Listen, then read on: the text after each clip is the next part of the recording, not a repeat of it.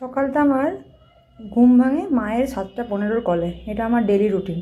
এরপরে এই এক নতুন সমস্যা, ঠান্ডার পড়লেই চোখে ইনফেকশন আমার হয়েছে, দেখতে প্রচণ্ড সমস্যা হচ্ছে, তার জন্য ড্রপ দিলাম। তারপরে ঘর বারান্দা ক্লিন করে স্নান করে ডেলি এই একটা রুটিন যে গোটা বাড়ি ধূপ দেখানো। গন্ধটা অসম্ভব সুন্দর লাগে। এরপর আমি রান্না বসিয়েছি, একটা দিকে ভাত আর একটা দিকে হচ্ছে তরকারি।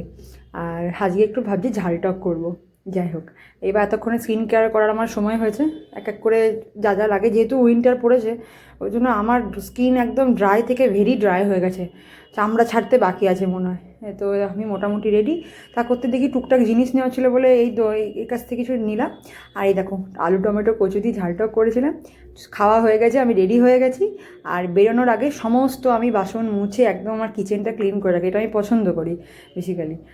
এইবারে আমার বেরোনোর পালা, আমিও রেডি হয়ে গেছি। আগেই বললাম আমি রেডি হয়েছিলাম। তো চলো, যে রাধে সে চুলো বাঁধে, কী বলো তোমরা আমার সঙ্গে? তো এক আর দুপুরে তো এই একটু পেয়ারা বেশ ভালোই লাগে শীতের দুপুর।